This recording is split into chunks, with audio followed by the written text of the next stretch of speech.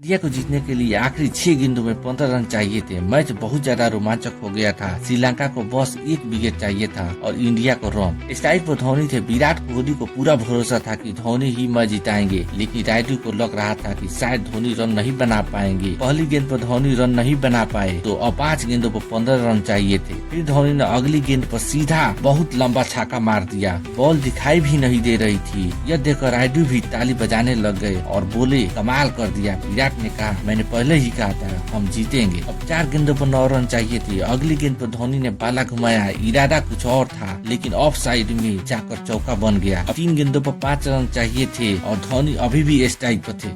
ईशांत शर्मा ने धोनी से कहा कि अब सिंगल डबल लेकर भी हम जीत सकते हैं। धोनी मान गए।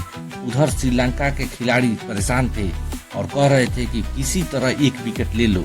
आखिर गेंद पर गेंदबाज धोनी को बोल्ड मारना चाहता था, लेकिन गेंद आगे आ गई और धोनी ने सीधे 6 रनों के लिए बाउंड्री लाइन से बाहर भेज दिया और इस तरह इंडिया मैच जीत गया।